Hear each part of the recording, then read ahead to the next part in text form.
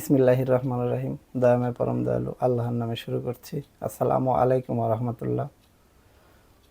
আগের কোনো এক ভিডিওতে আমি আপনাদেরকে জানিয়েছি যে আল্লাহর দিকে মানুষকে আহ্বান করতে হবে। তো আল্লাহর দিকে মানুষকে আহ্বান করলে আপনি কি কথা বলবেন মানুষকে? আল্লাহর কোন কথাটা বলবেন?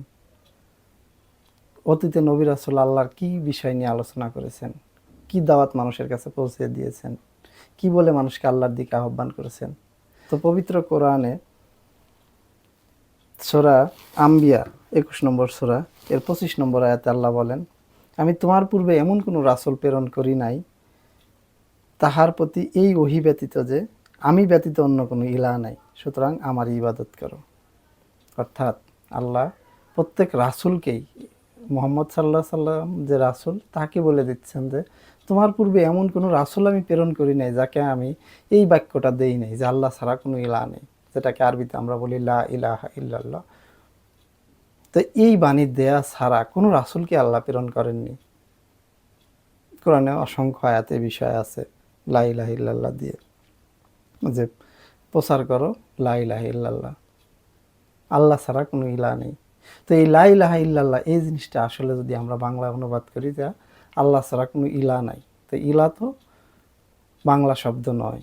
তাহলে ইলাহ শব্দের অর্থ কি? ইলাহ হচ্ছে সমস্ত ক্ষমতার চূড়ান্ত আধার, যে সমস্ত ক্ষমতার মালিক, যে চন্দ্র নক্ষত্র গ্রহ সমস্ত কিছুর পরিচালক, যে সমস্ত কিছুর সৃষ্টিকর্তা, যে সমস্ত কিছুর একমাত্র প্রতিপালক, যে সব কিছু যিনি চালান, যার নিয়ন্ত্রণে সমস্ত কিছু, যে বিধানদাতা, শাসনকর্তা, যে পালনকর্তা, যে সমস্ত কিছুর চাহিদা আমাদেরকে যোগান দিয়ে থাকেন প্রতিদিন, প্রতি মুহূর্তে, প্রতিক্ষণে, সেই প্রতিপালক আল্লাহ, যার হুকুম ছাড়া কোনো কিছুই চলে না।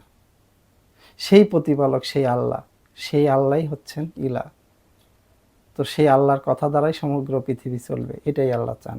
এই কারণেই মানুষকে প্রতিনিধি হিসেবে পৃথিবীতে প্রেরণ করছেন, যেন মানুষ আল্লাহর প্রতিনিধিত্ব করে, মানুষকে আল্লাহর পথে আহ্বান করে। কি বলে? যে আল্লাহ ছাড়া কোনো ইলাহ নাই, কোনো মালিক নাই, আল্লাহ ছাড়া কোনো সার্বভৌম ক্ষমতা নেই, আল্লাহ হচ্ছেন সুপ্রিম পাওয়ারের অধিকারী।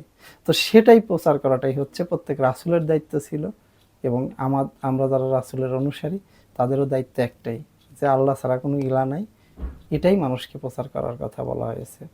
তা আসুন আমরা মনে প্রাণে, নিজেদের মনে প্রাণে বিশ্বাস করি যে আল্লাহ ছাড়া কোনো সার্বভৌম ক্ষমতার মালিক নেই, কোনো আইনদাতা নেই, কোনো বিচারদাতা নেই, কোনো শাসনকর্তা নেই, এবং এই বাণীটাই আমরা প্রচার করি। এই লা ইলাহা ইল্লাল্লাহ আমরা প্রচার করি যে আল্লাহ ছাড়া কোনো ইলাহ নেই, আল্লাহ ছাড়া কোনো শাসনকর্তা, পালনকর্তা নেই।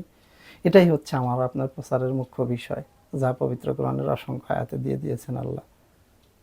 তো এইভাবে যদি আমরা আল্লাহর দিকে মানুষকে আহ্বান করি এই একটা বাক্য দিয়ে, লা ইলাহা ইল্লাল্লাহ, আল্লাহ ছাড়া কোনো ইলাহ নেই, মুহাম্মদ তার প্রেরিত রাসূল, তাহলেই হয়তো মানুষকে বোঝানো সম্ভব হবে যে আসলে আল্লাহর পাওয়ারটা কি, আল্লাহর ক্ষমতাটা কি, আল্লাহ কে, আল্লাহর পরিচয় কি। এবং কোরআন থেকে আপনারা আরও ভালোভাবে স্টাডি করে আল্লাহর দিকে মানুষকে আহ্বান করবেন এই বাক্য দ্বারা, লা ইলাহা ইল্লাল্লাহ। ধন্যবাদ সবাইকে, ভালো থাকবেন, আশা করি সুস্থ থাকবেন, দেখা হবে আবারও। আল্লাহ হাফেজ।